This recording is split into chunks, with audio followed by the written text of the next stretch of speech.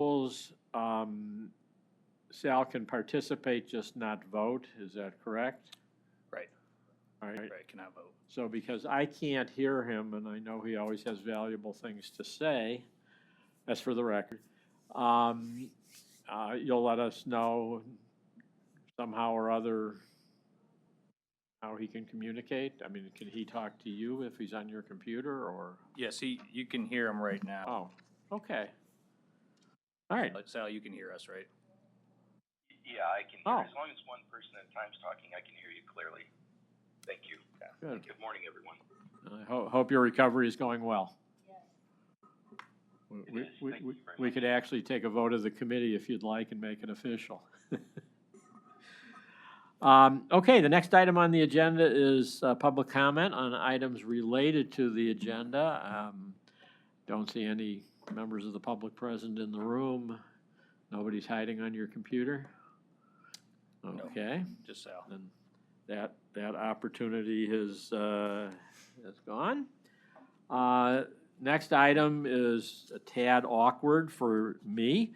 It's election of chairperson. It's something we do every year, and I've had the true pleasure of serving in the position for the next year, but elections are only 1 year at a time for this position, so I think I will just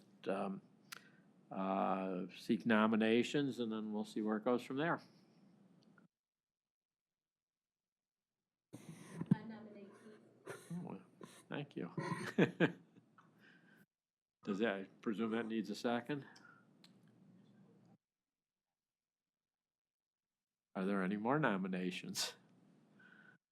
Okay, well, I will express my willingness to continue in the position, and I'm not going to do a campaign speech here, but I have enjoyed the responsibilities and the interactions, and quite happy to serve another year. So is this a roll call vote, or? Do you need a motion? Yeah. A motion.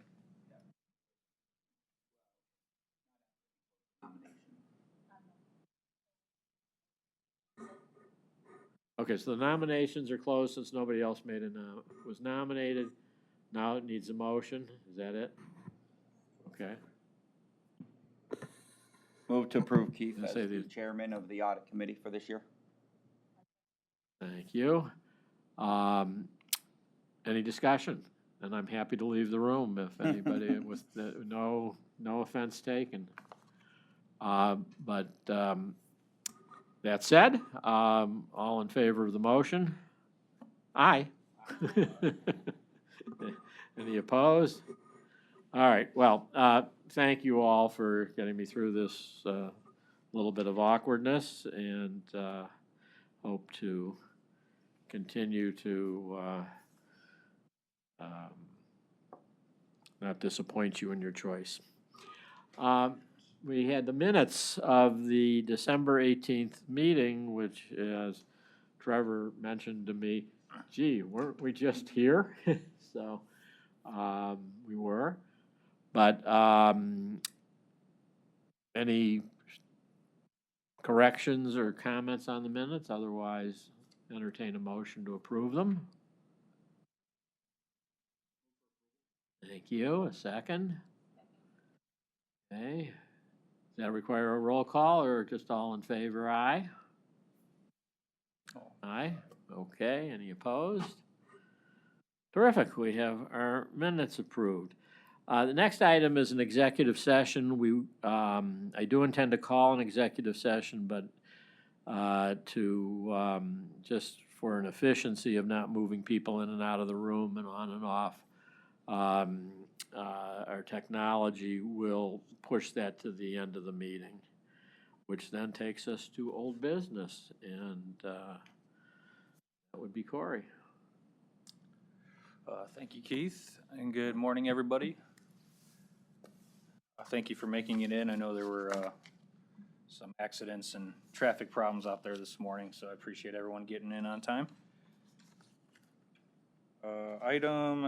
Old business item 7A are the follow-up items from the fourth quarter meeting, which I have up on the screen. They were included in your attachments.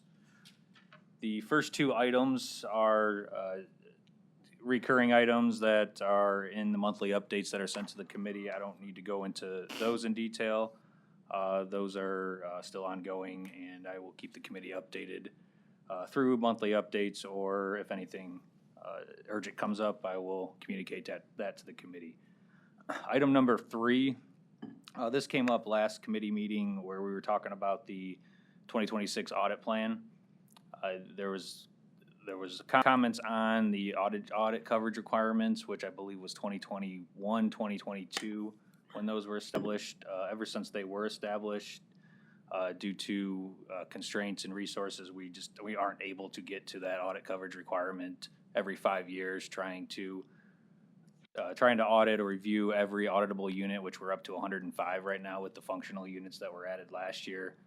It just is not possible currently. So one thing that we internally have been discussing, and I'll discuss with the chair over the next few months, is to come back with a change in that language for the second quarter meeting to include in our 2027 audit plan. And also, we will be going through the peer review at that time, so I will inquire with them too to see if there's any best practices or any recommendations they may have on that as well. So I did want to bring it up because I know that was discussed briefly last meeting. Well, I'll just note, I'm wholly supportive, obviously, of our reviewing that policy. And my editorial comment is it's largely a challenge because of availability of audit hours and the need to prioritize within the resources that we have, which will continue me lobbying however I can for budget for more resources. Okay.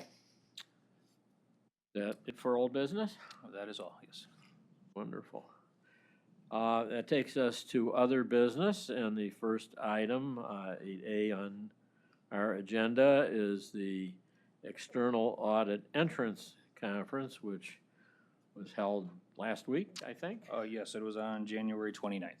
Would you like to report on it?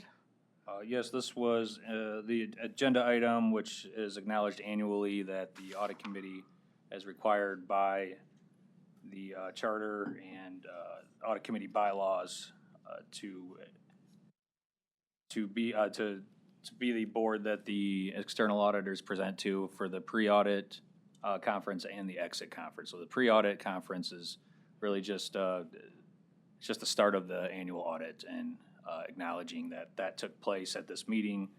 Clark Schaefer Hackett met in a private session, which is allowed under Ohio Revised Code last week with the audit committee, went over the plan for this year and any new updates that they'll be going through the 2025 audit.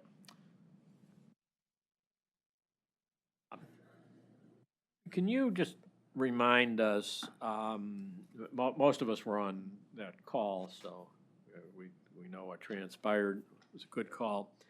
But can you just remind us what role your department plays during the course of the audit, what the interactions are? Yes, our department, we play many roles, really. The main role is if there's any requests that need to go out to, especially like last year, non-executive agencies, help kind of getting those requests out and obtaining support for the external auditors. Also, if there's any questions related to our audits, that way we're not duplicating any work, that comes up. But really, we're kind of, I would say we're more of a liaison to help obtain information and gather support for the fiscal office for the external auditors. Right. Anybody have any questions about the external audit process? If not, we'll move on. Confirm independence of audit personnel. Yes. In accordance with our auditing standards, we are required to complete a statement of independence annually from county operations. Every employee in our department completes one in January of every year to confirm their independence with county processes, with county vendors, and county personnel. I'm happy to report again for this year that there's no impairment to independence of any staff members on the team. If there is a chance of independence, we will communicate that to the committee, make sure safeguards are put in place on any audits that we may find that there's independence that's being impaired. Again, this is just a requirement that we have to report that to the committee annually. Okay, so noted, reported. Next item is the resident member independence disclosure. I just passed the original of mine to Corey. I got them all but, now. But I do believe there was an electronic copy submitted timely. Do we have everyone's cooperation and forms are in place? Yes, We're good? this agenda item is just to acknowledge that all resident member independence forms have been received. The Inspector General has received all of them as well. From an audit standpoint, there were no threats to independence there, and then I did receive confirmation from the IG a couple days ago. There's no threats to independence on their side as well. Wonderful, so we're all good to go. Annual update to council report. This is under the Audit Committee bylaws as a requirement to provide an update to council on Audit Committee's compliance with the charter and the department's highlights from the prior year. Similar to past years, I will develop a update to council report for the Audit Committee's review and approval and a presentation. I plan to have that drafted similar to last year by the end of February. The committee will have a chance to review that report, ask any questions before I send it to council. The presentation to council, which I just received this week, is on March 31st. I don't think anything has changed there. Similar to last year, it'll be a presentation, annual update from myself, internal audit, and the IG on that date. Am I correct that it does not take a formal motion by this committee to approve that report? You're circulating it among us for comment, but not for approval.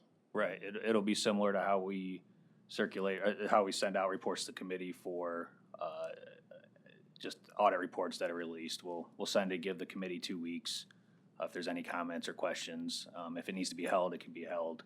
But if there's no reason to hold it or any questions, we will proceed with the presentation on March 31st. And what time of day or what time frame might you expect that to occur?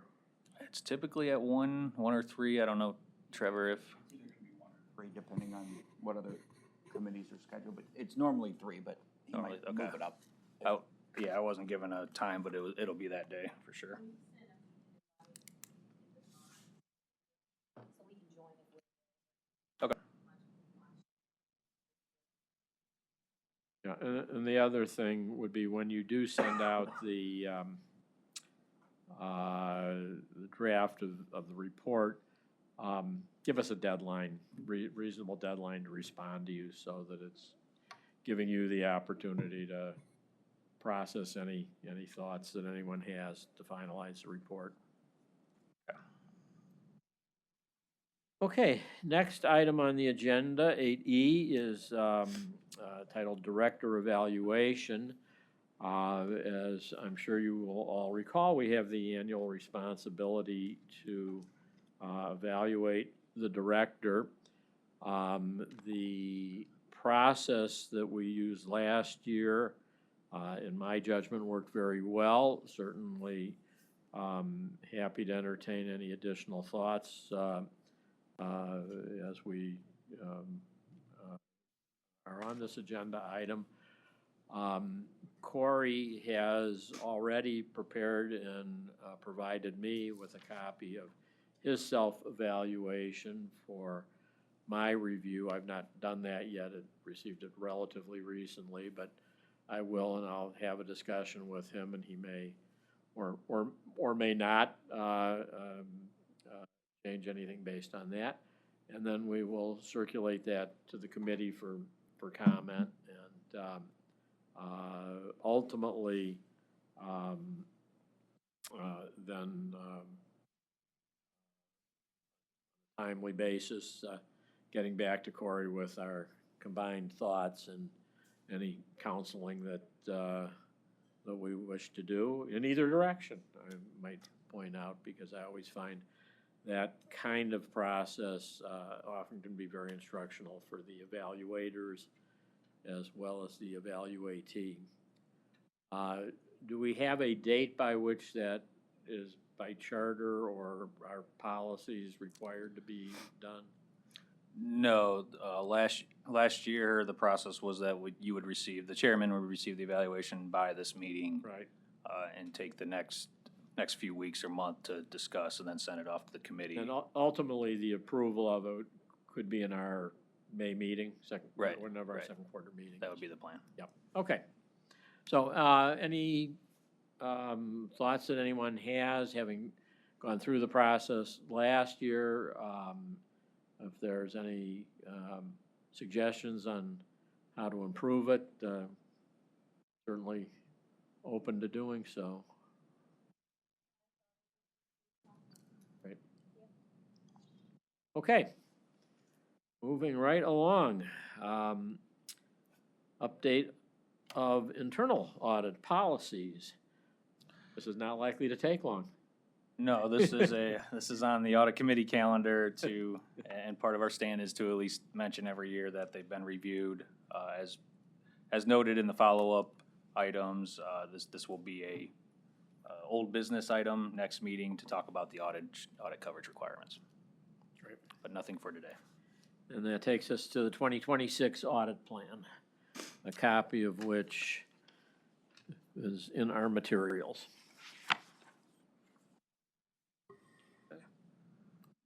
All right, if okay with the audit committee, I'd like to address, it would be items G and H on the agenda.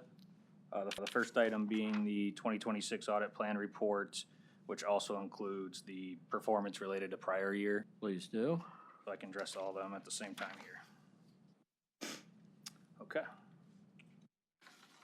In referencing to attachment A-8.G, it's also page 8 on the PDF attachment if you're following that way. The 2026 audit plan was presented at the fourth quarter meeting, and it was tentatively approved by the audit committee, which allowed us to begin work on it in January of this year. Since that meeting, we have engaged in discussions and held meetings with auditees to confirm that the plan remains feasible and to consider any adjustments, if any. The updated audit plan, now presented for final approval at this meeting, is in the annual audit plan report. It is included on pages 12 through 15. There are no changes to the engagements from the tentative audit plan approved last meeting. The only adjustments made there were some hours to reflect more realistic timelines and available resources at that time. As presented in the December meeting, we will focus our audit efforts on higher risk areas such as property tax rates, inventory asset management, and county budgeting. We narrowed down scopes and objectives to focus on the most critical areas of these engagements. For this meeting, I plan to walk through the 2026 audit plan report and respectfully request approval of the report at today's meeting. If approved, the report will be posted to the internal audit website. It would be shared with county council. In addition to the 2026 annual audit plan and the report also includes key performance metrics and results from 2025 engagements. So I will begin with the 2025 audit plan results, which is on page 6 in the report. As you can see, there were a total of 11 engagements that were released or completed in 2025. 2 engagements were carried into 2026, and 1 engagement, which was early on in the year, the ethics review was removed. There were 7 engagements deferred, all of which are noted at the bottom of this table or below this table on all the engagements that were completed, when they were released, and the 2 engagements that are still in progress. I don't know if anyone has any questions related to any of these items. All engagements that were released have been discussed at a audit committee meeting throughout the year. The only one that hasn't, which will be today, would be the continuous monitoring reviews for 2025. All right. If there are no questions on those, I'll move on to page 8. Page 8 and 9 include the key performance indicators that were established about a year ago through the audit committee and the audit manual. Page 9 includes a table with each of these metrics. Sorry, I don't know if you can see it on the screen, but the audit plan completion metric for 2025 was at 85% of the total audit plan. So that's 11 out of 13 audit engagements were released throughout the year, which exceeded the department's goal of 75%. The resource utilization, another key metric that's tracked, we were above our 60% target for the year. As you can see, we're at 60.8 to be exact. Our target is to get above 60%, which this is the first year we were able to do it, which means majority of our time, at least to our target, was spent directly on audit hours or audit engagement. So as you can see over the years, we did spend more time related to audit engagements, audit reviews, risk assessments. The overall coverage, the audit coverage for the year on the audit universe was 71%. The high coverage rate, which is on high risk areas based on our risk assessment, reached 90% in 2025, although it's still falling short of the 100% that we strive to get every year. That again is the highest that we've seen since tracking this metric. I do want to note that, as you can see, the overall audit coverage at 71% and the high risk coverage at 90%. The reason for the spike, from what we can tell, is the continuous monitoring efforts from 2025. By doing that and having more reach in the county for some of these continuous monitoring efforts, we're able to review other areas of the county more timely and more often. The last metric I want to bring up is the average budget versus actuals. As you can see, our average for per engagement, budget versus actuals, was actually $150 under what we projected per engagements, meaning that we spent more hours than we initially planned throughout the year on these engagements. And that continues to be something that we are striving to improve on, especially in 2026, to make sure that not only are we accurately budgeting for it throughout the year, but that we mainly focus throughout our planning phases to adjust that number to as close as possible. And I know it's still an estimate, but we still strive to be as close to zero as possible there. Corey, how do you think we can get better at that? Because I do feel like we're always under budget those hours, and I know, things come up and you get in a certain area in an audit, but I mean, it does seem like every audit we're always over our hours. There's 2 things.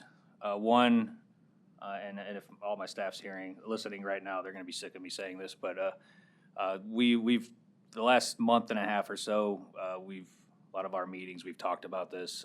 So we have goals for this year to try to accomplish more accurate estimation of how many hours it actually takes, and really narrowing down and focusing on what our objectives are to hit the higher risk areas in these audits. So one of the goals for everybody, including myself, is our planning phase, consistency in our planning phase.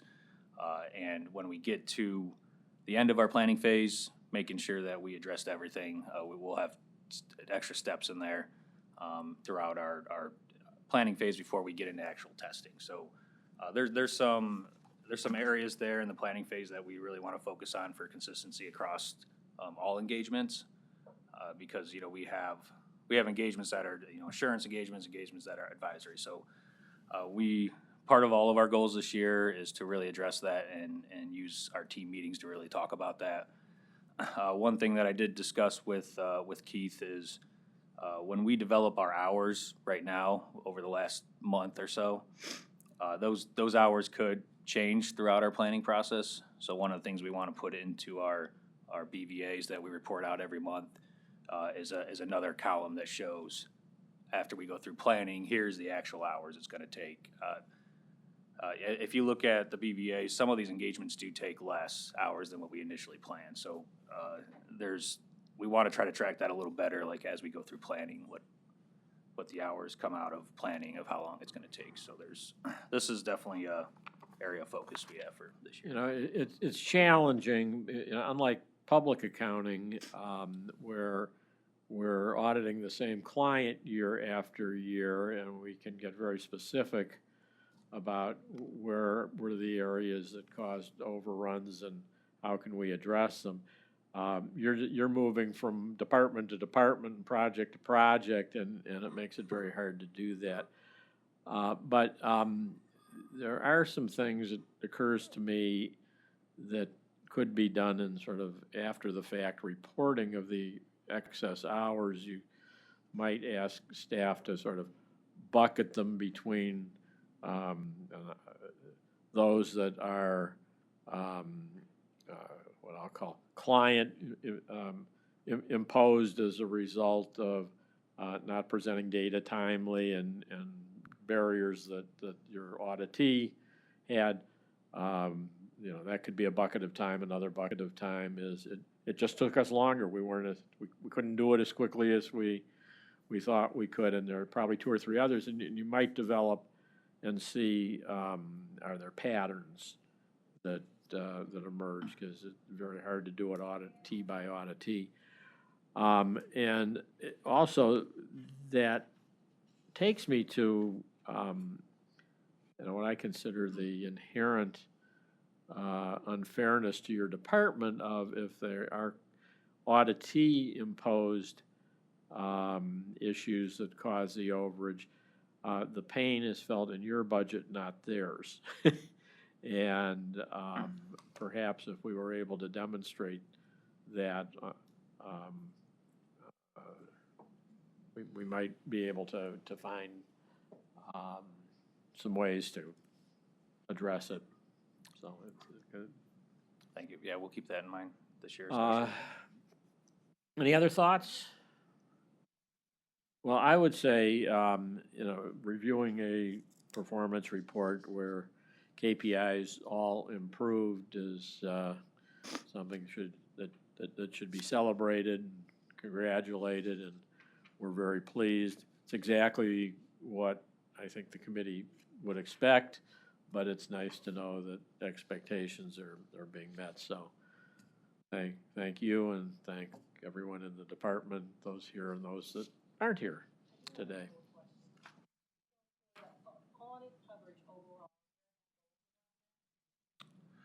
The audit coverage overall, I have it in our department goals. I'll show you in a second. I couldn't type it out in here. That's something that we are considering revamping too. But once we get into the goals, which I believe is the next item, yeah, I'll talk about it a little bit more there.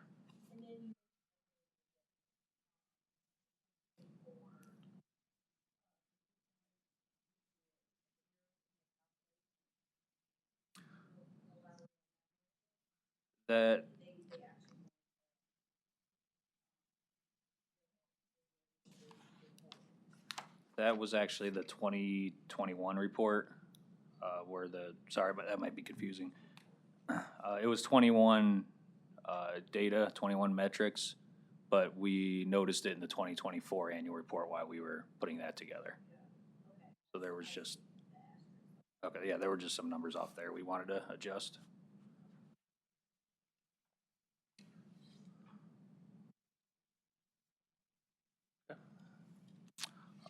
All right, so I'll move into the 2026 audit plan and budgeted hours in this report that's on pages 12 through 15.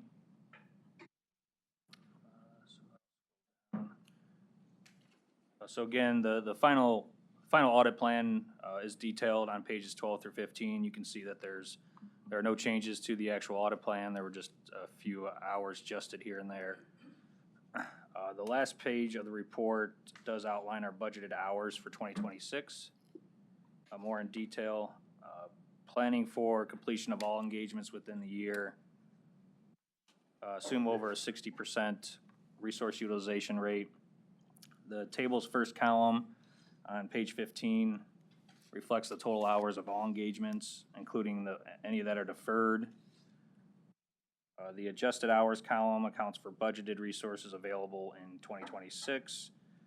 And I have noted how the director's hours are determined in the plan as well. All similar to last year. I will note that we do have the hours for co-sourced engagements. Those hours, as mentioned last December, those hours are specifically for staff that will be working on those engagements rather than staff doing the engagement, mostly for experience and knowledge working with the co-sourced firms. Are there any questions on the 2026 audit plan, hours, and KPIs that were addressed?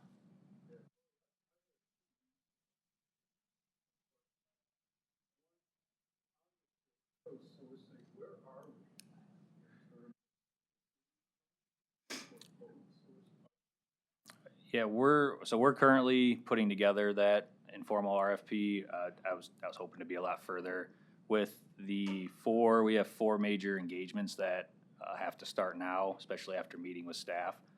So those actual services we do not plan on utilizing until the second half of the year, just because we don't have the staff or resources to really do all of it for the first 6 months. So my plan would be to get that informal RFP out there, start that process over the next month or so here, and then get firms in to help with our audit plan beginning in July.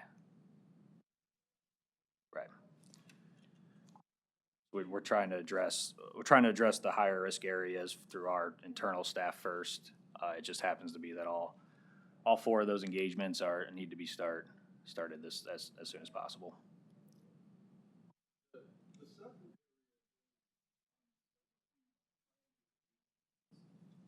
I realize the financial.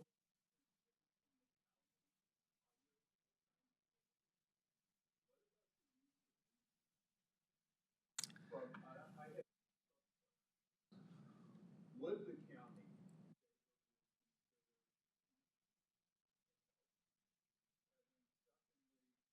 is there work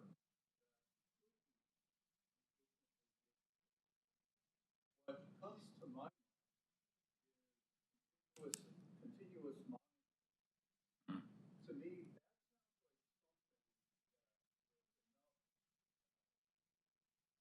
oversight. And private employers,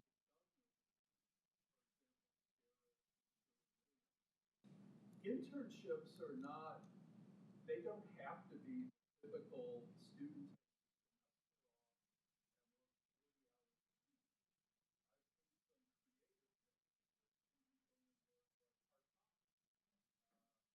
Students only work.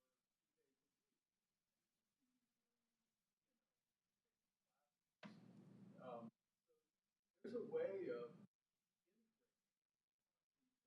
So my question.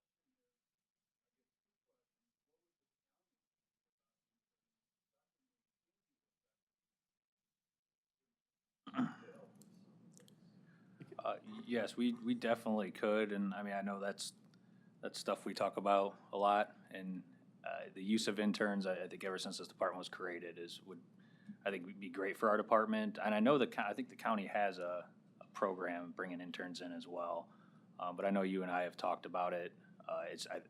To me, it's would love to do it, and I'm not saying we'll never do it, but it's just getting that in place.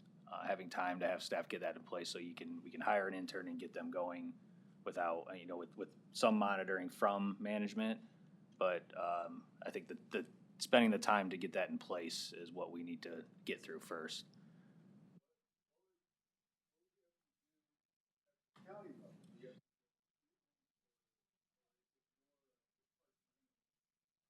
I don't know what, that process would be. I can get more information on how that works, but I'd love to go through that process, and I know we talked about that as with CSU. But I'll get more information on how that would work.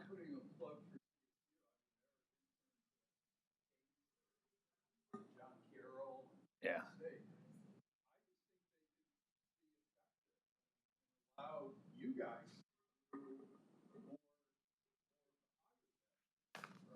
Right.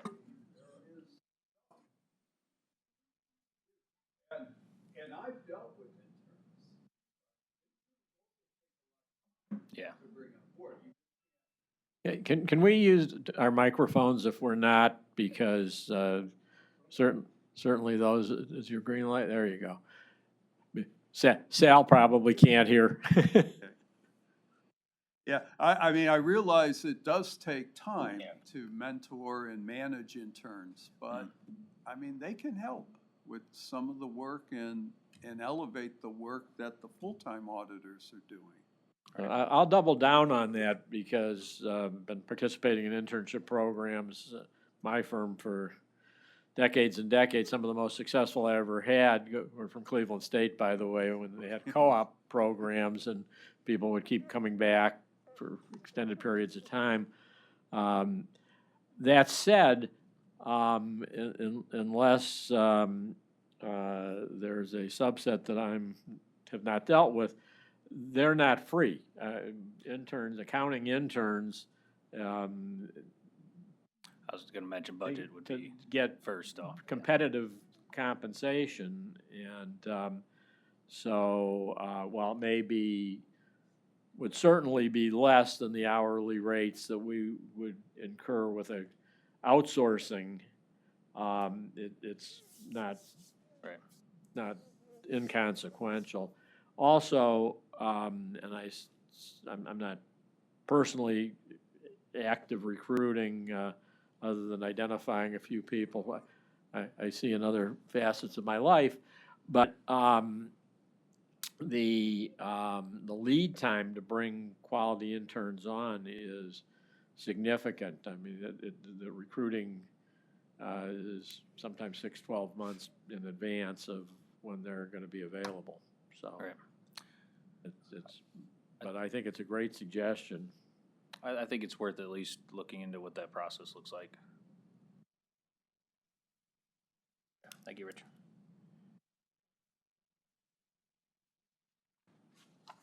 All right. Are there any other questions related to the 2026 audit plan? No, just get at it. Keep those KPIs up as you're doing it. We'll try. Okay. Next on the agenda, then that would take us to, Sorry, Chairman. The report still needs requesting approval for the report, that so I does can need to send be it. approved. Thank you very Post it and much. send it to council. Okay, a motion to approve the 2026 audit plan. Any further discussion? All in favor, aye? Aye. Right?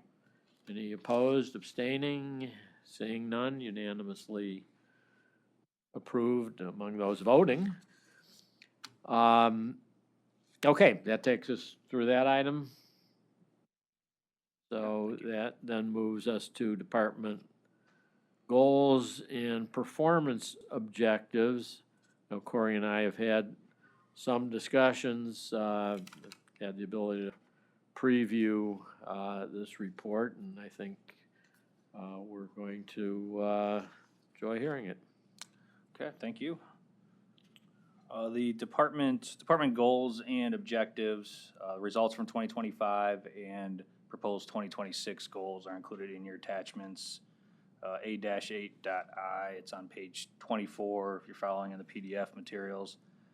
The first page, these are results of 2025 performance goals that were approved by the audit committee a year ago. Auditing standards do require that both discussion and approval of department goals.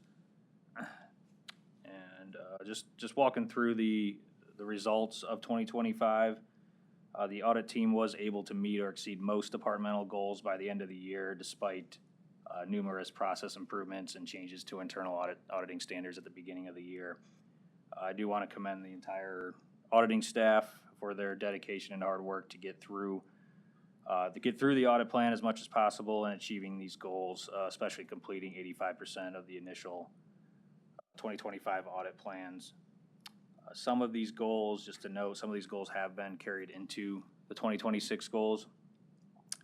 On page 1 here, I have already presented most of these KPIs.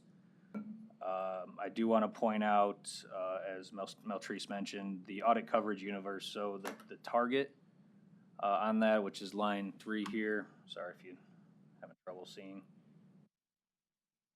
The target, this was established last year. What we were trying to do is just make sure every 4 years we were adding new audit units to our audit plan. So that way, every 4 years, if we can accomplish 20% of newly audited areas, that we would get to our 100% every 5 years.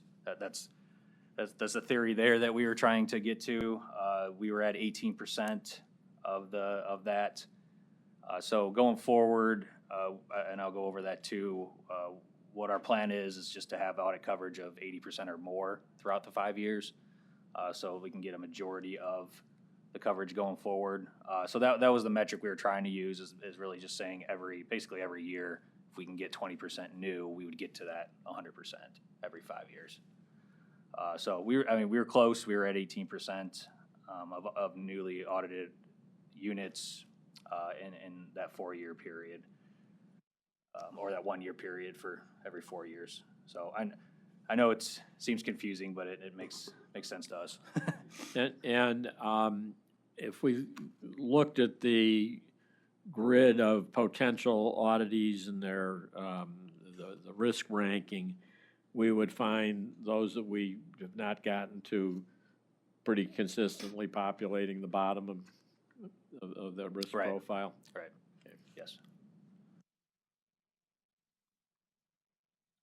The only other metric I want to mention is that throughout the year, client surveys, our goal, which was increased from 2024, is to get to 75% neutral results or better. So we did have our survey responses. We did not have any responses below neutral, meaning there was no one that disagreed or strongly disagreed with our questions in the survey related to our audits. 91% of those results were agree or strongly agree.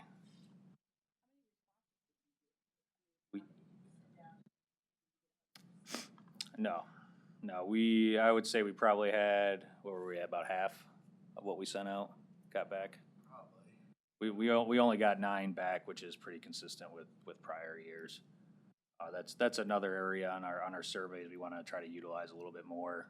It's still the same survey that we used back in like 2014, 15. So that's still another one that part of our process is we need to revamp a little bit.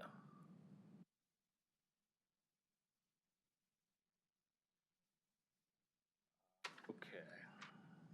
Page 2 of the goals. Again, these are just additional goals from the KPIs. So throughout the year, one of the goals was to promote the value of internal audit, which we did establish a new website at the beginning of 2025.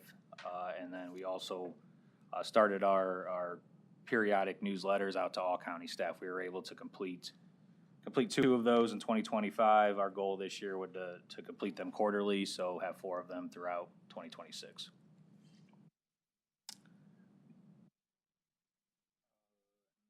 The only other thing I really want to point out is goal number 3, ensuring compliance with the new global standards, which we did a lot of work at the beginning of the year, as you know, with the approval of the charters, the regulation, the bylaws, the audit manual. One thing we did not get to was really finalizing an internal audit strategy, which is in progress. So plan is to have that done before the peer reviewers come in. We'll share that with the audit committee as well. So there'll be more on that coming up.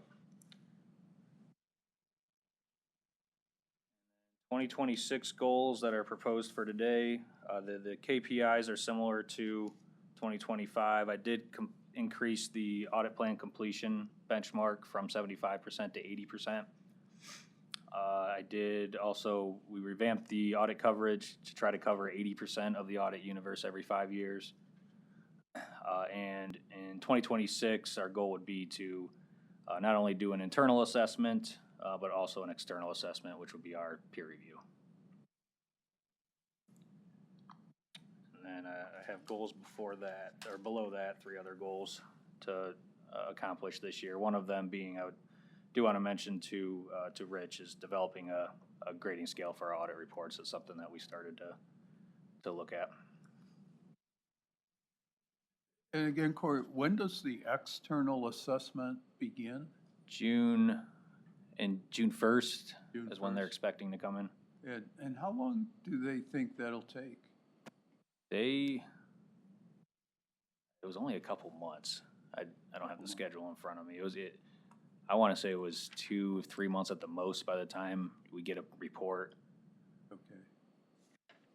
Should we expect that they would have any reach out or contact with the committee during the course of their audit? Yes. Okay. Yes, they'll reach out, and I wasn't here for the IAA assessment 5 years ago, but I believe it would just be a questionnaire or even a call to some committee members. I don't know if you recall that, Josh.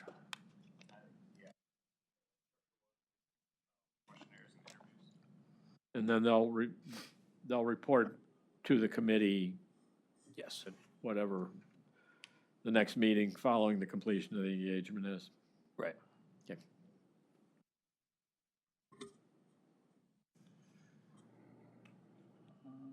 Okay, any other questions regarding the 2026 goals?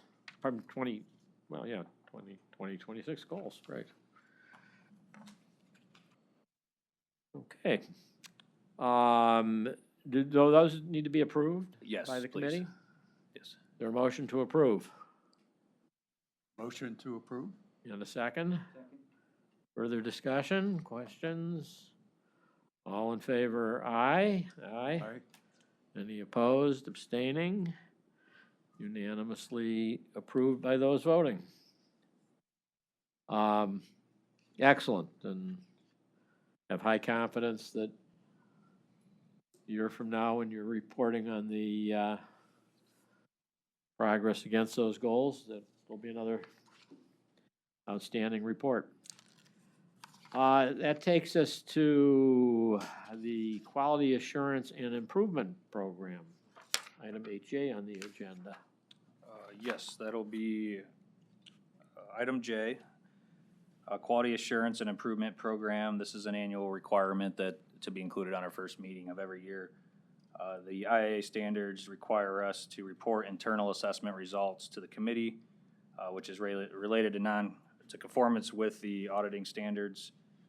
We plan to report on the internal assessment at the first quarter meeting of every year. Due to timing of this meeting so early in the year and competing priorities, we were unable to complete the internal assessment by this meeting. We will have this meeting completed as soon as possible, or have this assessment completed as soon as possible, and by the end of February, have it to the committee for review. We'll acknowledge and report on it in the May meeting unless committee has any concerns. However, I do want to provide status on the open items from the 2021 peer review, which is included in your attachments as A-8.J. At this time, if you recall, at this time last year, there were 2 open items that were related to the standards and 2 gaps in best practices. And again, this is from the 2021 peer review external assessment that was completed by the IAA. So we still had 4 items to try to resolve. I'm happy to report that both items related to the standards, which are the first 2 pages in the report, were addressed in 2025. They relate to sufficient resources and competencies to address the audit plan and the review of governance processes, and including IT and ethics. Based on our assessment of the work done in 2025, we believe that the 2026-27 budget and the steps taken to assess the county's governance processes in our annual risk assessment, mainly by adding the functional units, that we're able to resolve both of those standards and outstanding items.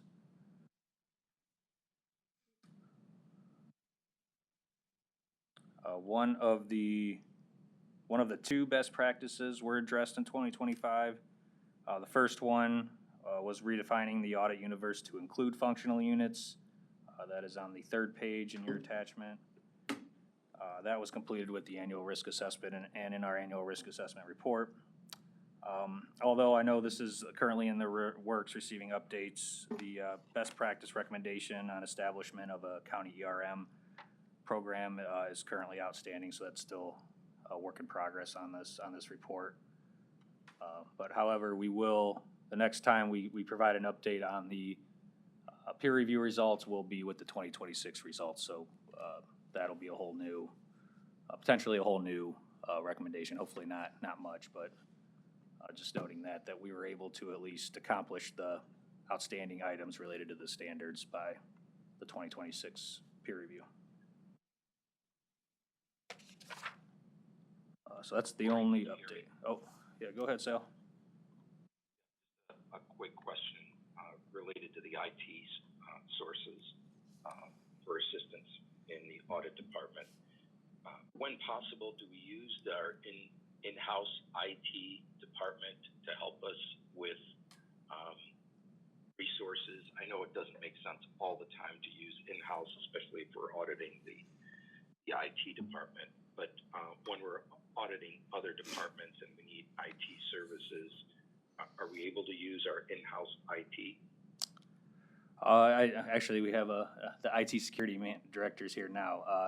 So we're going through our IT security audit now, and I'm using them for a lot of help with this audit. But as far as using actual IT personnel for auditing services, I know, looking at their org chart recently, I know they still have a lot of vacant positions, and I think just resources available, I think it would be difficult to try to get them to help out with any auditing services on our end. But they have been very helpful with the audits that we go through right now, and helping us gain experience and knowledge. So it's not that we couldn't use them, it's right now that they are shorthanded as it is. Yes, and that would be a broader conversation too down the road if their resources are there on the IT side. Thank you, Corey. Okay, thank you.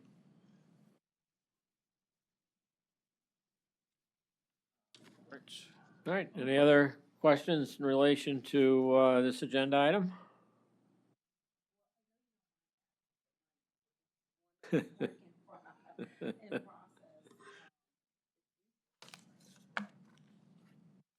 On the one outstanding item, it's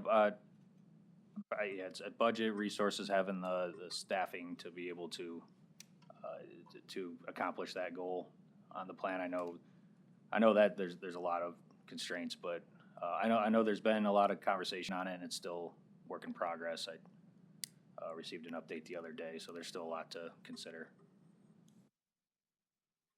Corey, one other, it says here, DIA assesses county ethics annually. How is that done?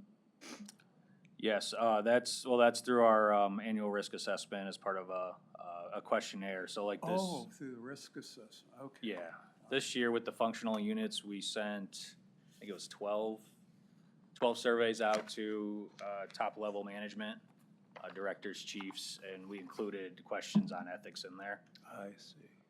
And part of what we did last year, part of our projects now going forward, we added questions in there related to ethics. So that way, if we identify, just like we talked about last year, if we identify any gaps or any concerns related to those answers, then we can have a bigger discussion with the IG on that. Okay. But yeah, that's how we were able to accomplish that, through the annual risk assessment questionnaires and then our product level questionnaires.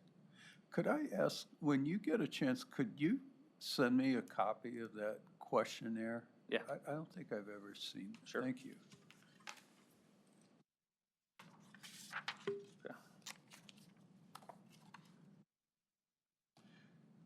Okay, anything else? Other questions? Issue tracker, Issue tracker. it's always exciting.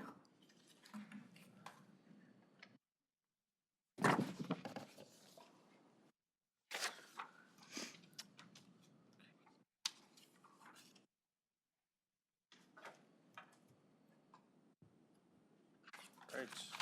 The semi-annual issue tracker report it's a good reference on the status of recommendations over the years. This is every 6 months, we release this report to the audit committee and then ultimately to council following approval.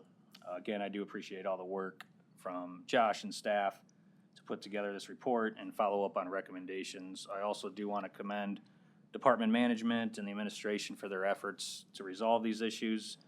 As we were able to reduce the number of outstanding issues, you could see in, I think it's attachment C or appendix C, we were able to reduce the number of outstanding issues down to under 200 for the first time in over 3 years. So hopefully we start to see that trend continue.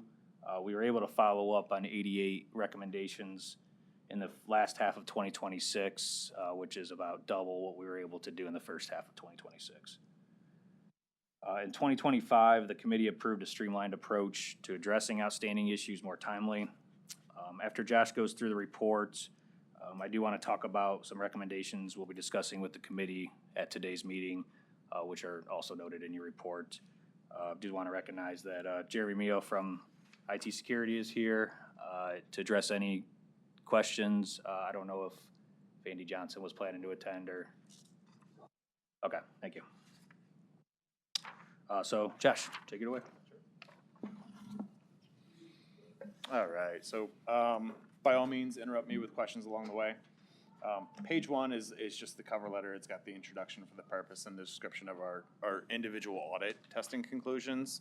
A little further down, it kind of goes through those fully resolved, partially. It's just our conclusion statuses. Right, on page 2, it summarizes the results of the testing efforts from July 1st through December 31st by audit, as well as assessed or assigned risk level. We reviewed 88 recommendations. Of those 88, 42 still remain open, which means that they were either partially or not resolved, and we will follow up with them again in a future year. 46 were concluded or were closed, indicating either a fully resolved, a withdrawn, or risk accepted conclusion. Page 3 and 4 has got a couple different summaries. The first one is to kind of Let me interrupt with a question. On the risk accepted category, it's always troubled me that the risk accepted is the management of the unit audited. And we close our follow-up if there's an acknowledgement of accepting the risk. My concern is that a head of an auditee, whatever level in county government that is willing to accept a risk. That still may not be acceptable to the county executive, county council, or others in governance. How do we, is escalation past that risk accepted done? Is it possible? Got a little light? Yeah, so the process on the risk accepted items is discussed with the department. So we go through our testing, and after two attempts, It is escalated up to if it hasn't been addressed, discuss with the department, escalated up to the chief level of the executive's office. And if it's still not addressed after 3 follow-ups, so we'll go through another round if the executive's office wants to follow up again and try to address it. We'll attempt at the 3rd follow-up, but if it's still unresolved, we still note some significant discrepancies in our testing, which again, it's not an audit, it's just, we're just pulling a small sample. Then we will again escalate it up to the executive's office, note that at this point, we gotta close it out or bring this to the audit committee's attention. And that's where we're at today, with 4 of these recommendations on the high risk. So we will be bringing some of these to our attention today. We'll talk about it today. Okay. And we come into these, this is our first time with this new process going through this, but we'll come in with this with a, here's our plan going forward too. It's not that internal audit's just gonna say we're done with it. So that we have plans, which we've discussed with the IT department as well, on how to make sure that some of these risks, more significant risks, are still addressed. Great.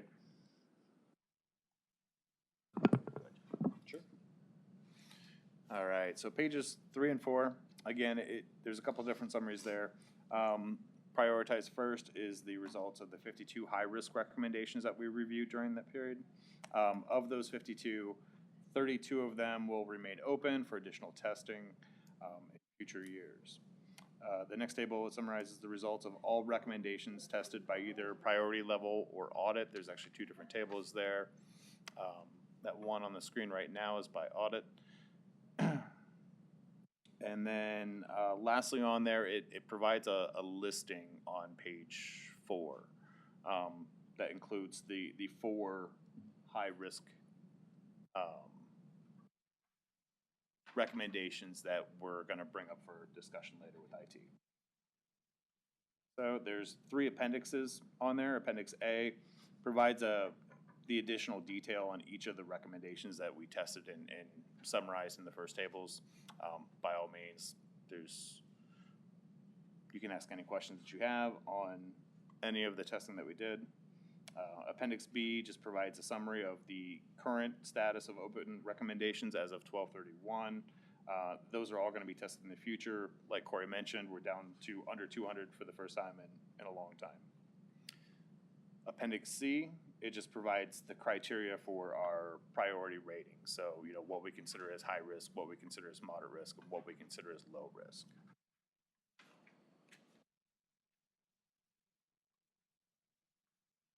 If you have any questions, feel free to ask. If not, then I'll just refer it back to Corey. Partially an unresolved issue, I take it as there's still meaningful dialogue going back and Correct. forth? Okay, in all cases, it's not like they're blowing you off, but there is dialogue. There's always dialogue back and forth. Okay. Yeah, so. All right. Yeah, and Rich, the unresolved issues too, more than likely, it's only been one follow-up Right. on those, so we would like to get them resolved on the first try, but we understand, and things come Okay. up and risks change too, so we'll. Right, as long as they're still engaged, I mean, they're just not Yes, yeah, we have pushing you. not Okay. had problems with that. What are some of the challenges dating back?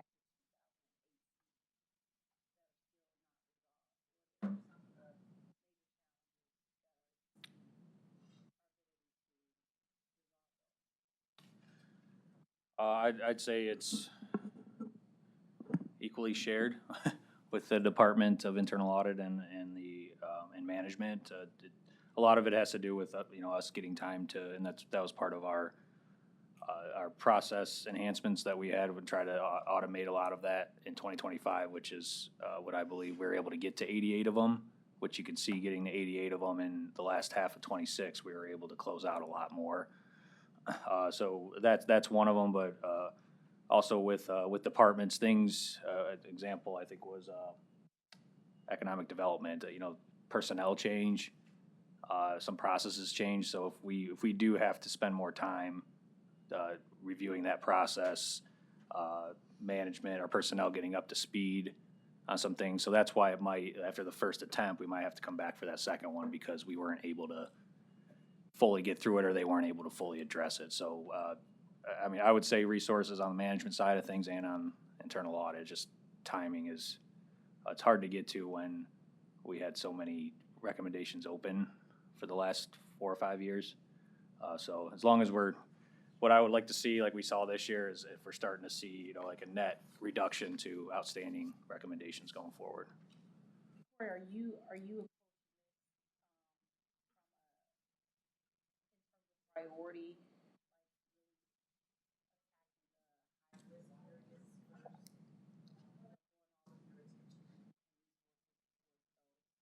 Yes, that's the goal every 6 months. We try to, at least within 12 months, we try to address all the P1s, all the high-risk areas. So even if there's a second follow-up, within 12 months, we'll try to follow up on that again. Yeah, the P2s and P3s will sometimes be a couple years before we can get back to it.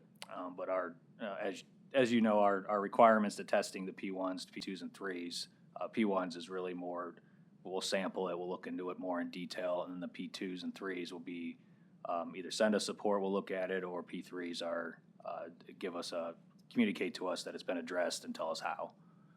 So there's different requirements for every one of them. But yes, P1s, we tend to try to, every 12 months, be able to address those.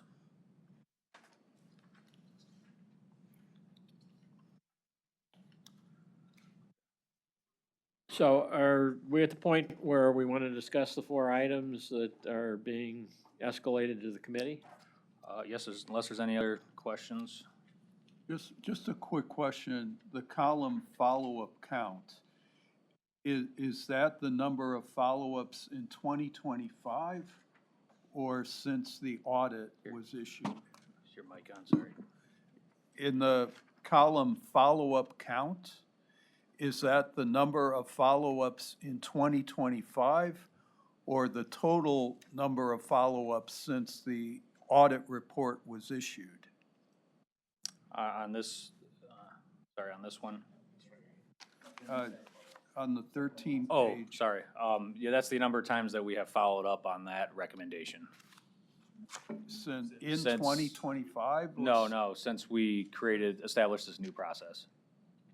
Okay. So that would be, beginning of 2025. So, yeah, really, it actually happened to be, 2025 when those follow-up counts were started. So we kind of started everyone over in 2025 that we could. Okay. And based on that method, because it was a new methodology that was reached with the committee. Okay. It might have been the end of 24 when we did that. Okay, because as Meltrice says, some of these have been there, for a while, and Right. you're seeing one follow-up. Okay, I got you. We started tracking Okay. the actual attempts, so then All we can right. keep track of it and then attempt to close it in some way or work with the department and the All right. committee to solve it. But that's only since you started to count that. Okay, all right, Right, yeah, sorry, all right. that's correct. Okay. All right, is everyone's mics on, just to make sure?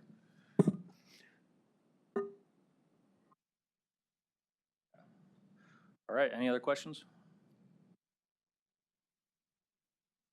Okay, so the bottom of the memo, which is on page 4, what we're gonna do going forward is if there's any P1 higher risk recommendations that are gonna be escalated to the committee, we'll note them here, invite the department to come in to talk about it, answer any questions, and then we'll discuss what next steps are from the internal audit's perspective. So, beginning in 2025, the audit committee supported a new process, as we discussed, to reduce the number of follow-up tests and hours on issue tracking.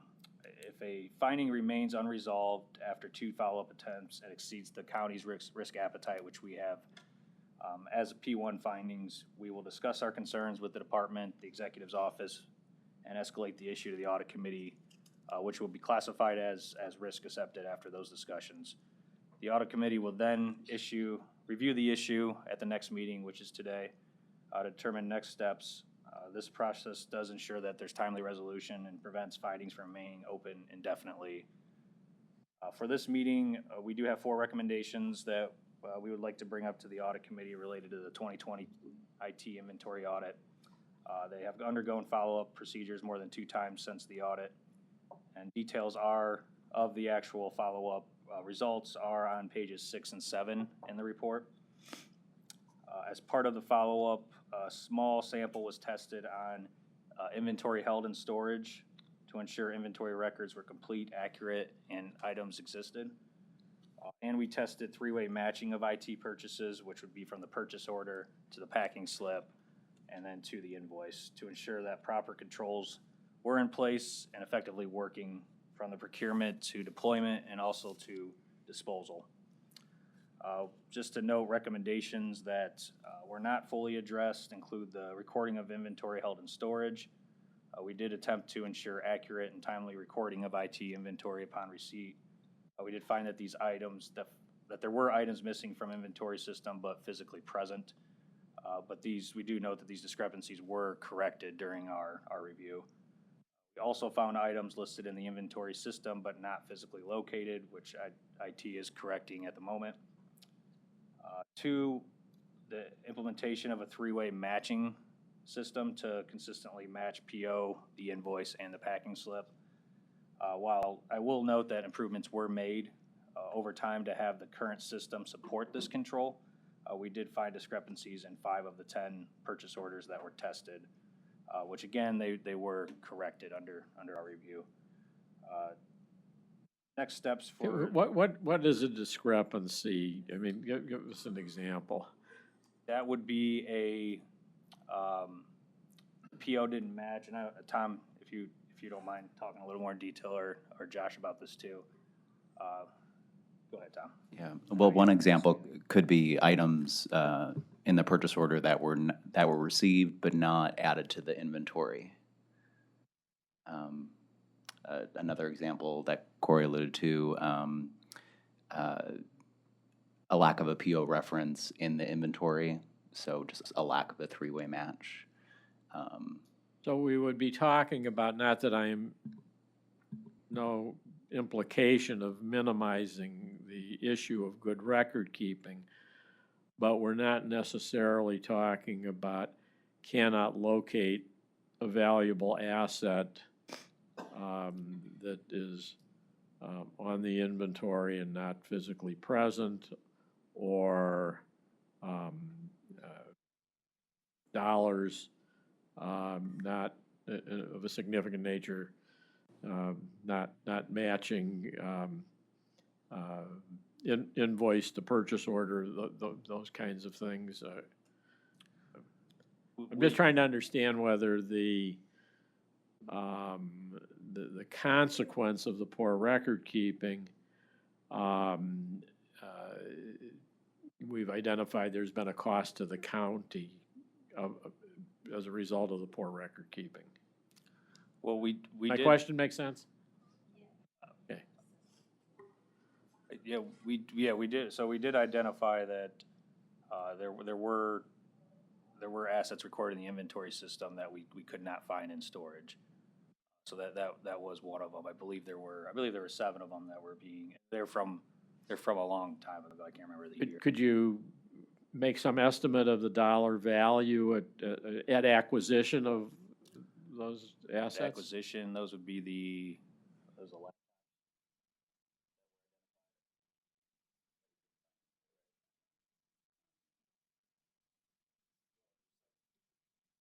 it was 7 computers. I don't recall the year. Go ahead, Josh. The costs aren't tracked in the inventory, so that's something we wouldn't be able to see easily. We would have to trace it back to the original purchase. Yeah, if you just assume 1,000 each, it's $7,000 for. Okay. And that's a small sample size.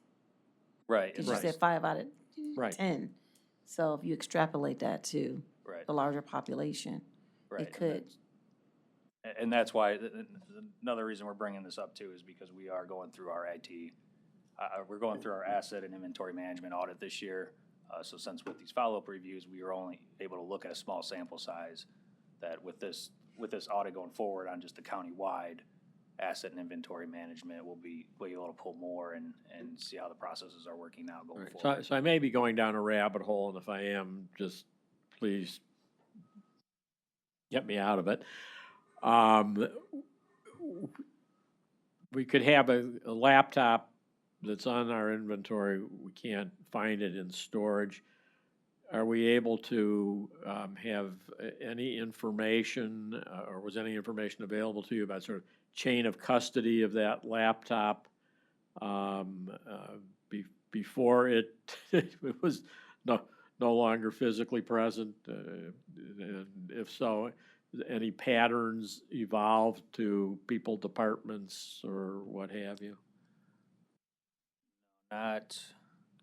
Again, I think you have the year that was. I know those 7 were older ones, but other than it was noted that it was in the inventory system, that's all. So a possibility is they could have been just discarded as obsolete and not recorded That's as possible. such. Right. Or somebody may have walked off with it. We just don't know. Okay. All right. Thank you.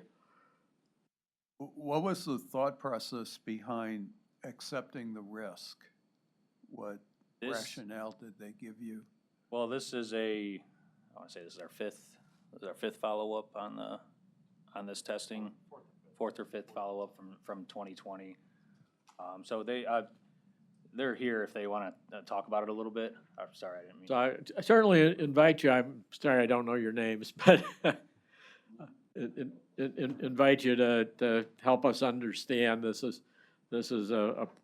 intended to be a process to create improvements. This is not, despite I don't the mean to tone I may be giving off, is not an inquisition. So appreciate you being here and helping us out. No, I appreciate the time. My name is Andy Johnson, Chief Information Officer for the county.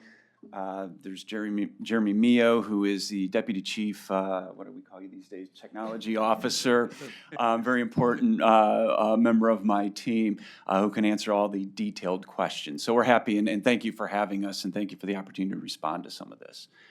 I've got a couple prepared remarks. Let me just, and I'll keep this very, very brief. So first I want to thank the internal audit team. They dove into this, gave us some detail that we didn't have, and we take the results of what they found very, very seriously. It was an effort on their part to look into these discrepancies, and we had some back and forth on this. I'll tell you, there's a couple things that Corey and I disagree on, and keep me honest here, Corey.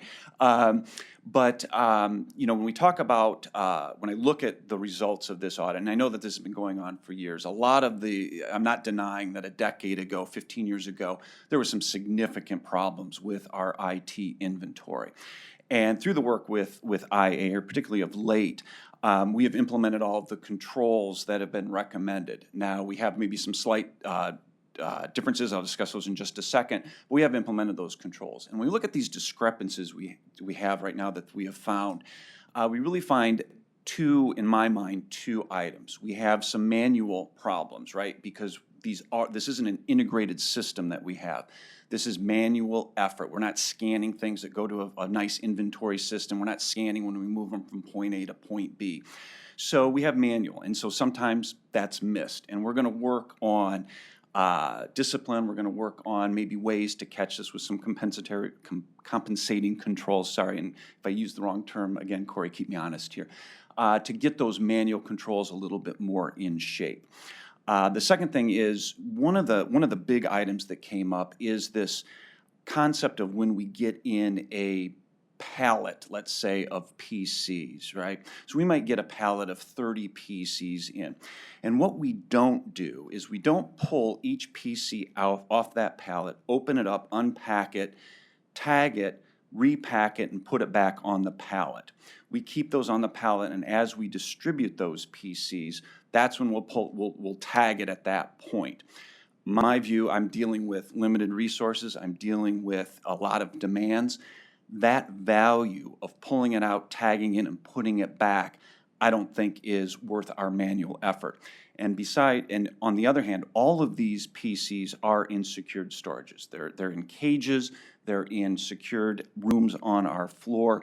So when I think about that, I think about the risk of theft there, I think might be lower than maybe what the internal audit staff believes. I also believe that we have technology embedded in these PCs, so if there is theft, we can track these PCs, and quite often we'll get it. Hey, you know, someone swiped a PC out of my car in the lot down at the Days Inn. Okay, we're able to turn that over to the sheriff, and through investigation, we're able to locate that PC. So we have technology there that helps reduce that risk of, well, I shouldn't say reduce the risk of theft, but it will allow us to track that and recover that asset. So those two are in my mind as what kind of the gist of what this audit found. So I'll sum it up, manual effort. We're going to work on ways to improve our manual and do double checking on this. But then the second one is something that we're not probably going to change our process, and that is this pallet load of inventory. We do record that we have this pallet of inventory, so that is a separate list. We don't put it in our, what we call our CMDB. So we have that, and so we invite for future audits to be able to take that pallet recording. We got those 30 PCs in. We've taken 10, which are recorded in our CMDB. We should be able to have 20 PCs sitting on that pallet. So that would be the check that we can do there going forward. And that is a relatively new control that we put into place. Okay, I know I've talked more than I said I was going to, which my boss has given me the idea to wrap this up. But I do want Well, to. just a question on Sure. on the process. So the pallet's sitting there, it's got 30. There's a list, a manual list. We've got 30 there. Now we've issued 2. Is that list being amended that shows we've taken 2 out and there still should be 28 on the pallet? Are we? Oh, okay. I was going to say no, we didn't need to, but actually, that's why Jeremy's here. So We if- actually if- do If amend you that. have that, could you, when you go to the pallet, and take the 2 out, and now your listing should show 28, it seemed to me it wouldn't take but a minute to verify, yeah, there's still 28 unissued boxes sitting on that pallet, and be aware in near real time if there's a discrepancy, if a few have gone missing. Is that something that could be done, and that's been Yep, okay. discussed? So Jeremio here, I don't want to try to micromanage the process. No, That's that's their something that's job, being but- done, and that was implemented during right before, during the audit period. So we have that. During their audit, review, that wasn't fully in process. We had the listings, we just didn't have the specific tie to the order of that pallet yet. So in their findings, they had a screenshot of that system, but one of the columns weren't filled out because we implemented that during, this past year. Does that address the three-way match? I don't Yeah, feel like I hear, Yeah, a that solution there. would address a 3-way match. I will point out, just like Andy said, there were, things that we agreed to disagree on, and mainly because the listing that we got during our review time, that some of those controls were not put in place. Our biggest thing was, our biggest risk was obviously theft. If anything comes into storage, if it's not being accurately tracked, how do we know it doesn't walk off? And I know LoJack, you can see where it is, but also how do you know it's even gone? And I understand there's other security controls in place, so that's what with the audit coming up this year is we are going to look to make sure those controls are working. They weren't during our review, just because I know it was more recent that, and I believe you started it even before our review, but I think just having a complete, accurate list of it was still hard to come by. So that's So from a practical matter, the department is doing an audit this year, and you'll be able to observe whether the controls that have been put in place, even though they aren't necessarily all the controls that you would recommend, we'd be able to observe whether they are working or not, and possibly clear this item if, as a result of this year's follow-up audit. Do I have the Right. sequence. That is correct. These are recommendations from a 2020 audit. Hence the reason why we have the new process with the follow-up process, trying to get these resolved within 2 to 3 years. So these recommendations, I don't want to say are outdated. For the most part, they're not, but I think if we can go in and do a full assessment and review of this process along with all county inventory and asset processes, that we can look at this more in detail.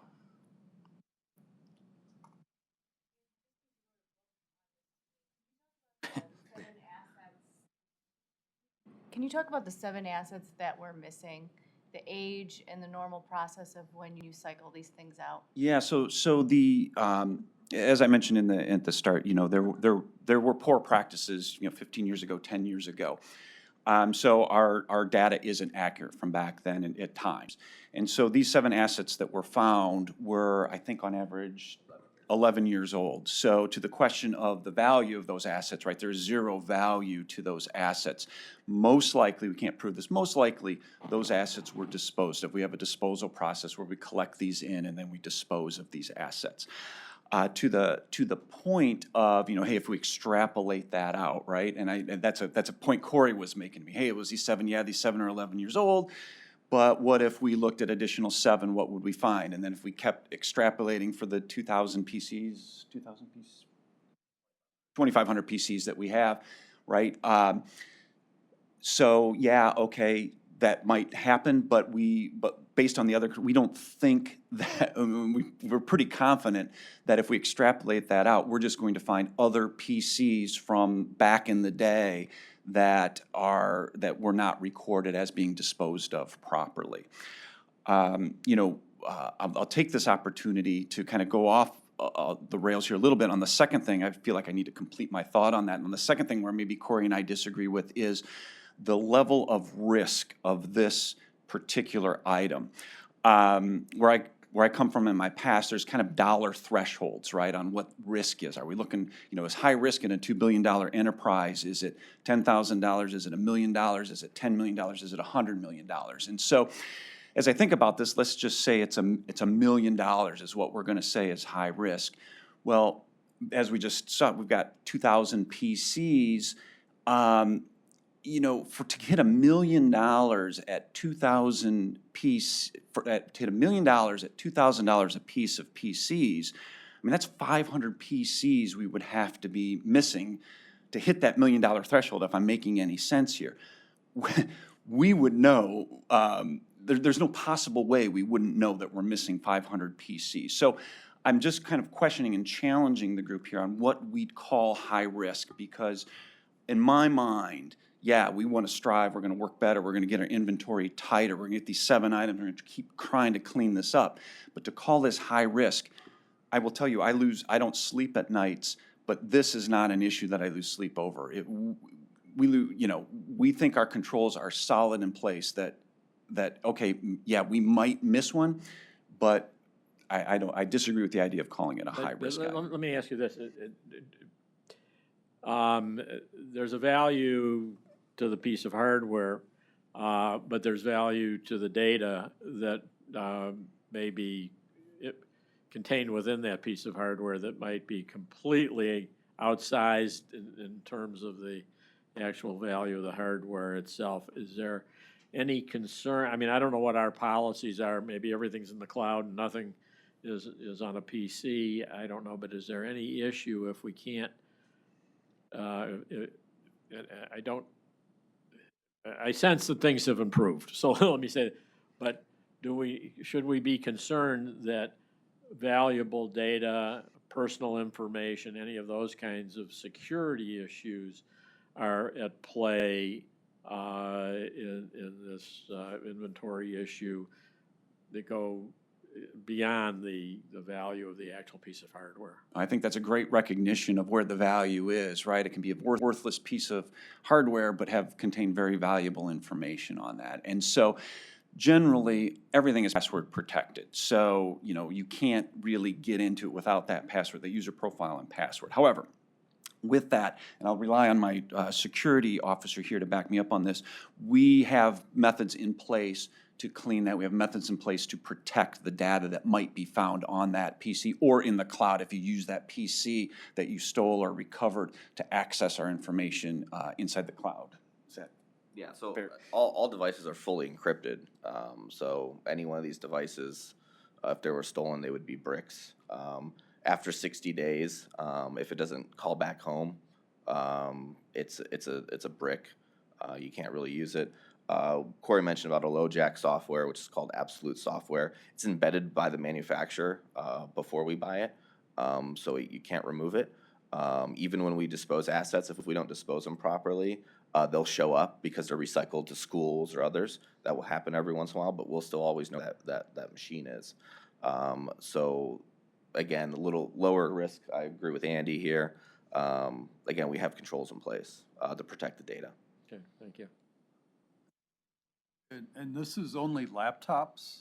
That's the only kind of equipment we're talking about? No, great question. We have things like firewalls, we have things like switches, have things like wireless access points. It seems that PCs tend to be where we focus, but it's a good point. This includes all of our assets. So a server that we might be configuring, which we don't do a whole lot of that anymore, but a firewall might be a great example. These are expensive pieces of equipment that we do take great care of as we walk through the process of the configuration. So all of our assets up above $500 or something like that are tagged. And I will say there were no discrepancies. Corey, correct me if I'm wrong here. There were no discrepancies in our most expensive systems. So anything over like, again, $5,000, our server hardware architecture, all that's static. It doesn't move around. So we don't really have any issue tracking it. It's in a data center or it's, in a workroom.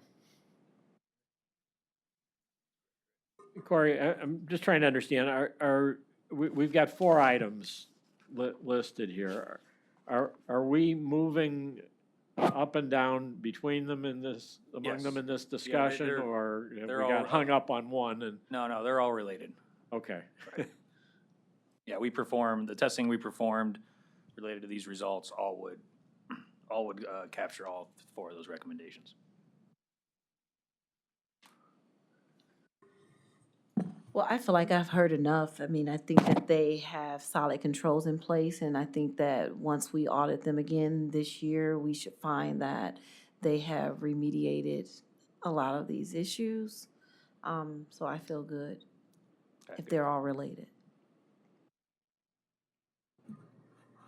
I agree. I mean, just going back to, what was it, Corey, 2016, I think, our IT inventory audit where we found. Started in 2018. Yeah. It's night and day. So I don't know if we have to take any action on what happens with these. Do they go off the list now, or? Yes. Okay. Yeah. We'll just make sure as we do our planning for this, that we incorporate some of these risks to make sure that they've been addressed and we don't have the. What about the discrepancies. first one where we're talking about policies and procedures not established? Under issue title? That's the issue title. The recommendation was to ensure optimal use of the system for IT inventory. So the Sharewell, they utilize Sharewell right now for that. And I know they put a lot of fields and controls in there to track it all. It's just with our review, we didn't see it all was being, there were still some discrepancies. They weren't all being tracked the way that it was set up to be tracked. And I know a lot has changed since then. So we'll just go through and make sure that that's actually occurring with this review coming up. But I will note to you guys too, and then anytime there's a break or gap in your internal controls, that is considered high risk, especially since there are high quality assets going through your department. So I understand why you wanted to bring that to our attention. I didn't want to minimize No, I what you were doing. I get that you guys are going back and forth, but I do want to know that I understand why you would want to bring that to I our understand attention. where they're coming from. Yeah. I think the comment I made to Andy during our call was, we view it as if there's a high risk of theft, which, for our results, there was still the potential, that you're dealing with taxpayer dollars and items that, if they do walk off, I understand you have a detective control to find that, but the preventative control would be to appropriately track it so you know where it is from the beginning. And then also and I don't think it's material, but underreporting of inventory too, if it's not fully tracked would be another one. So I think we've, hopefully we're near an end of the discussion. I'm feeling that this has been a productive process, bringing this to the committee's attention. It gives me comfort that representatives of the executive's office, representative and council are aware of these issues, and a sense is, from an audit committee standpoint, that we've helped identify an issue that if they, either branch of government felt needed to go further, it's out there.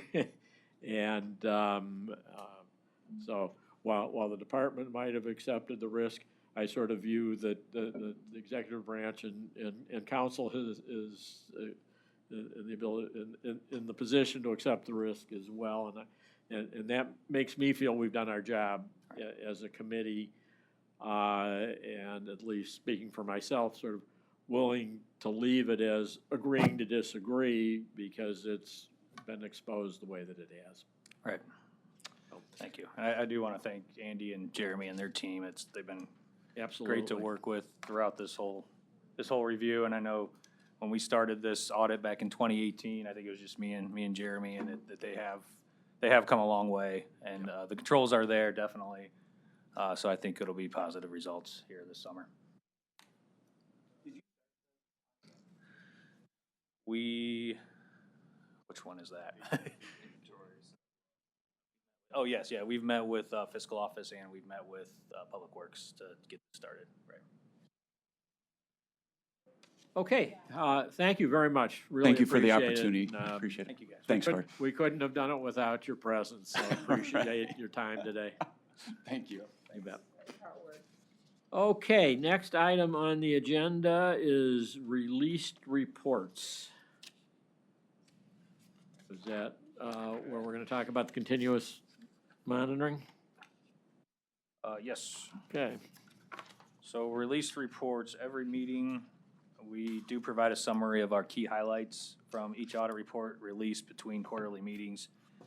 This presentation will cover what our audit scope was, our key findings and recommendations, and any management action plans to address identified issues.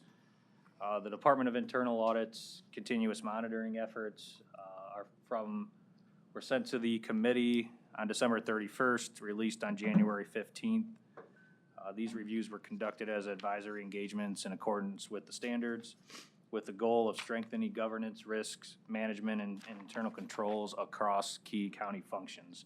So the primary objective was to provide timely audit coverage through ongoing assessment of inherently higher risk areas.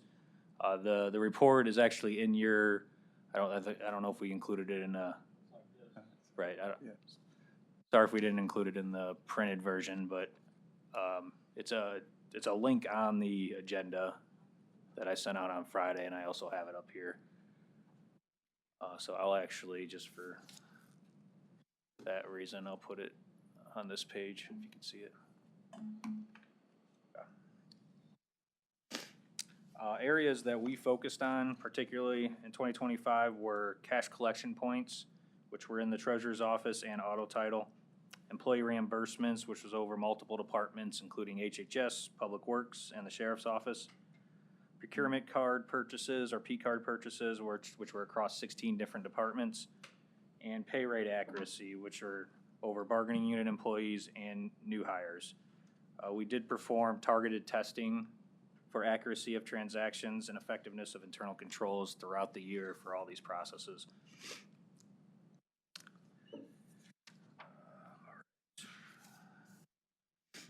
Our overall assessment, overall results, which I have on the screen here, is that we determined that the controls are generally operating effectively across these functions, but we did note some improvement opportunities and some non-compliance that were identified. So I'll go through those in high detail, or high summary, and then if there's any questions after that, I can go into more detail.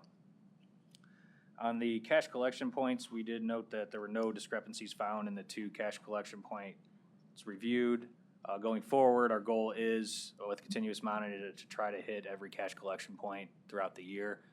So what we do there are more surprise cash counts and make sure that the cash in the drawer matches the system as we go through that. And then we also identify if there's any control gaps, which we did. We did note that there were safe combinations that were not being changed after staff turnover, and that policies were not reviewed regularly. So we gave them those recommendations during those reviews, and we'll follow up on those as we go through our 2026 continuous monitoring reviews. Employee reimbursements, we reviewed reimbursements to verify supporting documentation was maintained and that department approval was evident. The exception rate on these was very low. We looked at 45 reimbursements and only found 2 exceptions to that, which one being that we found that there was a transaction that was missing an itemized receipt. Then we also found that there were travel reimbursements that exceeded 40% of gratuities on those travel reimbursements. So in December of 2025, the fiscal office did issue reminders out on reimbursement and travel policy reimbursements, including meal gratuities to 20%, limiting it to 20%. On P-card purchases, we did note that all purchases were supported. We did find one, but then obtained that support during the audit. So that was a positive result there. We did note that there were transactions that exceeded the county's transaction limit per the P-card policy, but the department did issue communication to P-card users to ensure all users are aware of that transaction limit. Corey, how much were they over? $1. Oh, okay, that's the. It one was, okay, yeah, all it's right. $9.99 to $1,000, so the transactions were $1 over. Pay rate accuracy, we did review over 1,400 pay rates for new hires and union agreements. Can we go back to that, the $1,000? You don't need to spend a ton of time, I'll say that. I mean, We had to it note just, if that's the limit and that's what gets spent, I'm guessing whatever the purchase was, wasn't an even $1,000. There's just something that doesn't sit Yeah, well. the ones that we found were, a lot of them were trainings. So purchasing trainings, if it was, $200 for okay. 5 individuals. Okay, all right, Yeah, they were. okay. Okay.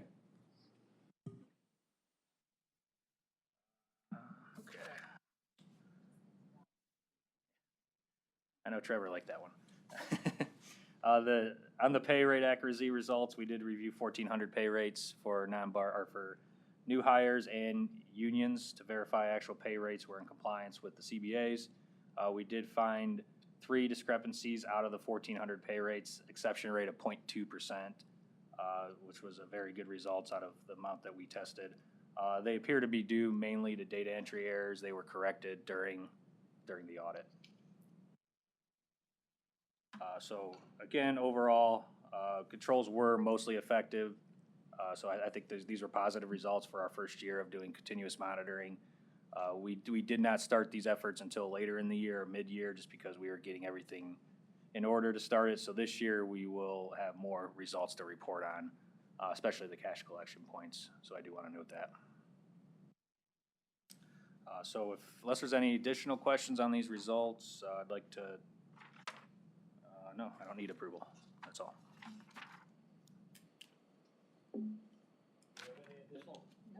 Do we have any additional questions?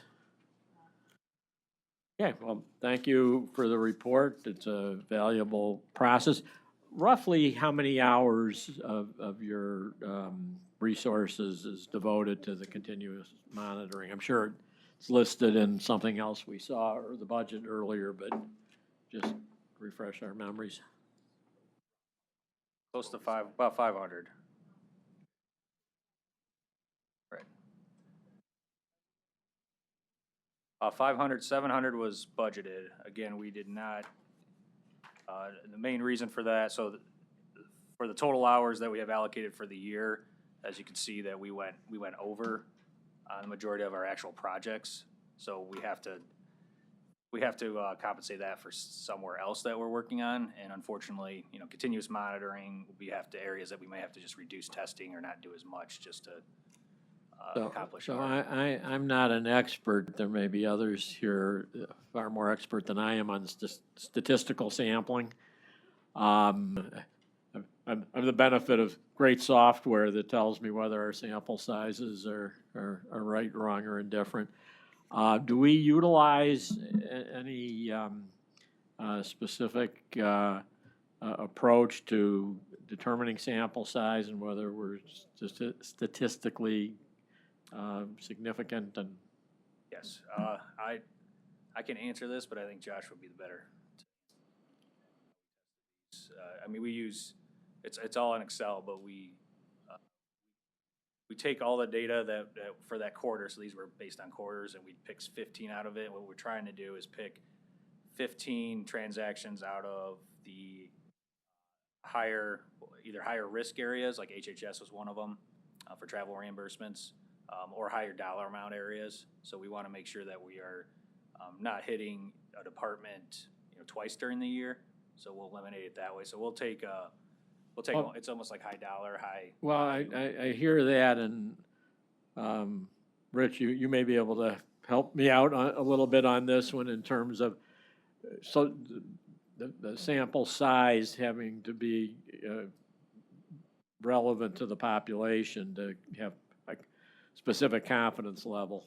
I had a short conversation with Corey about this when the report came out about possibly using analytics as part of this process to kind of even move away from sampling and maybe to get the fire started, when we have the third parties come in here to assist with the IT audits, just maybe use a couple hours of their time to kind of say, okay, here's how we've been doing it. Tell us how analytics may allow us to actually look at everything in a more real-time basis.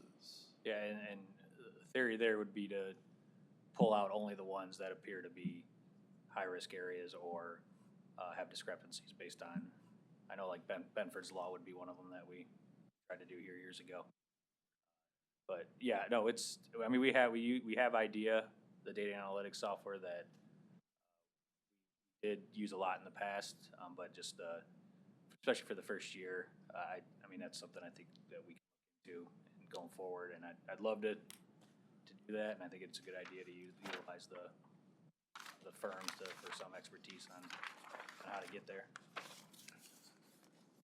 All right, so there was one instance, if I read correctly or understood correctly in this report, I think it was one instance where it appeared to me that an individual or group of individuals tried to do a work around the P-card limit by breaking up a purchase into multiple P-cards or multiple people or multiple transactions.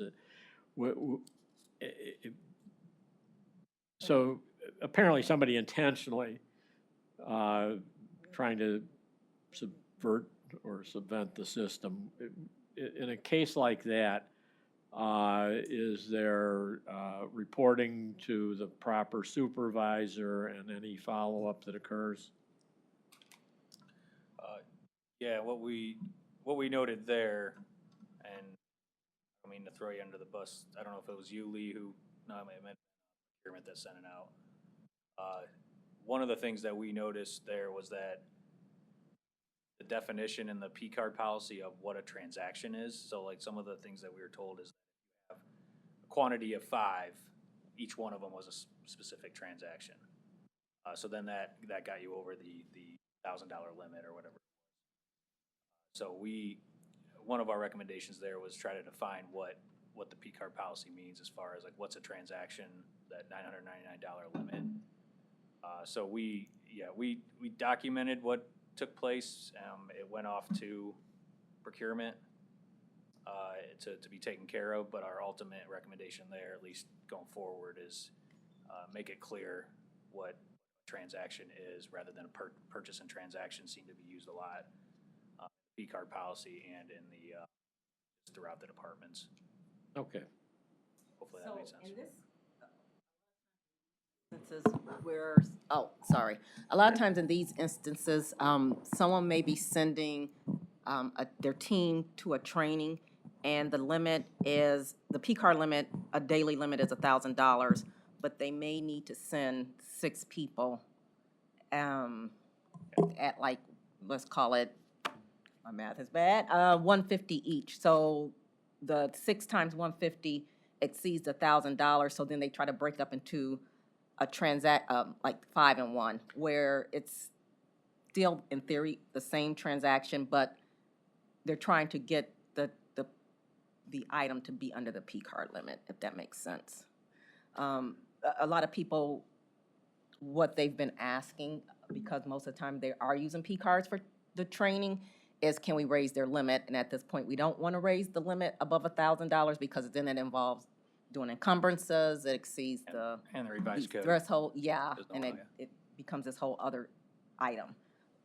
So what we've asked them to do is, if possible, to run that through AP so that it doesn't exceed or cause any issues with our current P-card policy. Okay. Yeah. Good.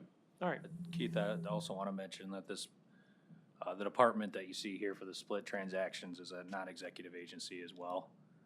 So we did talk to procurement about that. If you have non-executive agencies utilizing this P-card policy in the program, they still should be following the policy. Right. So that, I know they were notified of these transactions. Now, do they have system control, like, depending upon who you're using for your P card, can they, with this one issue where it was $9.99 as opposed to $1,000, can they cut it off at $9.99?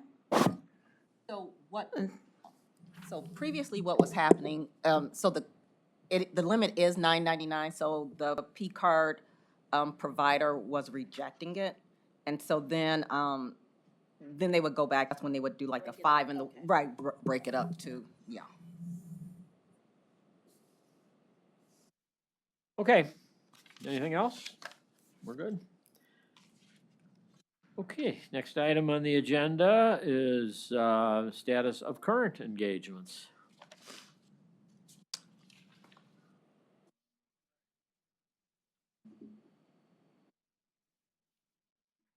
So the BVA in front of the committee today is the 2025 audit plan, as we still had some hours that we worked on 2025 engagements in 2026.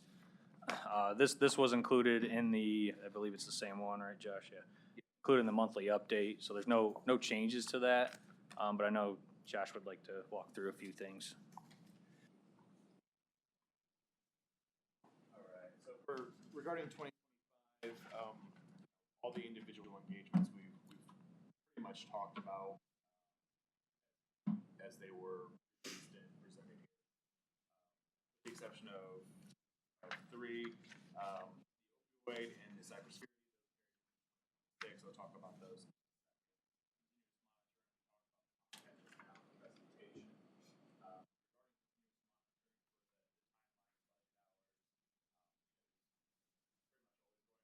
So the completed schedule. The budget hours themselves, as Corey mentioned, we did only use 500 hours versus the anticipated budget of 700 hours, and that was due to offset the overage and other engagements. As for what current engagements we have going on, right now we have the 2 carryover from the 2025 plan, which is the opioid and the cybersecurity. Regarding the opioid, we're still in the planning phase. We're currently documenting their processes and developing a risk control matrix to end into an audit program and procedures.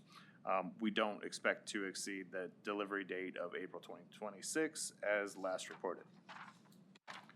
For cybersecurity, we're in the fieldwork phase.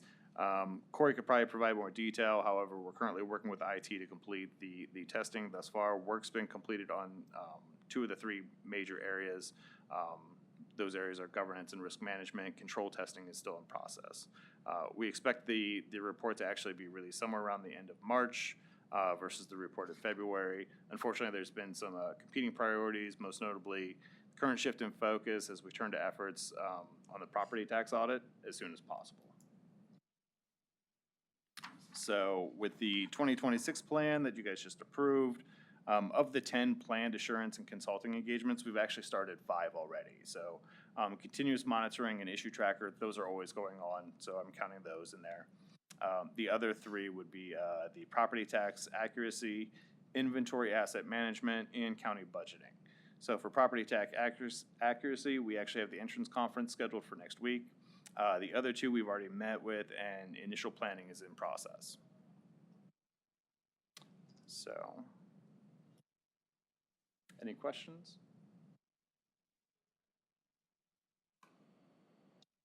Don't see anybody.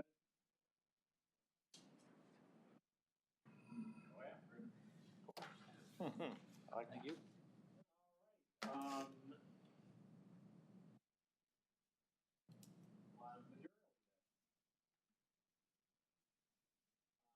Next item on the agenda.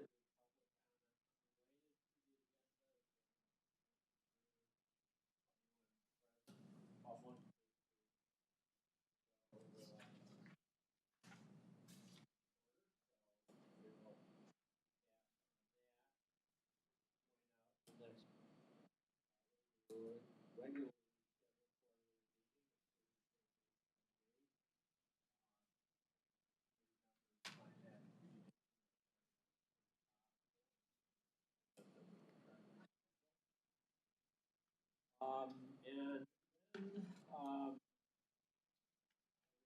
to go into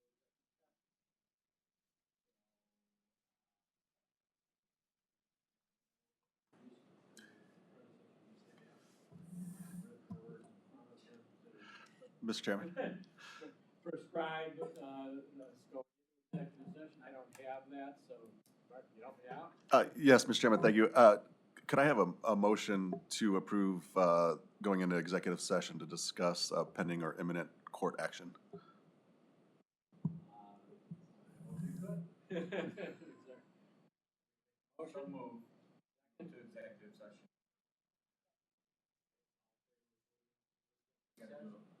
Roll call, yeah. Roll call.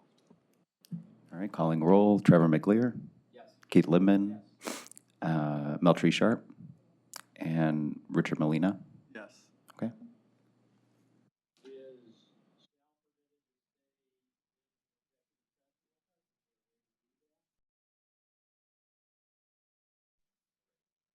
okay. Motion to adjourn? So moved. I heard a first, second. So all in favor? Aye. Nobody's opposed. Thank you all for your time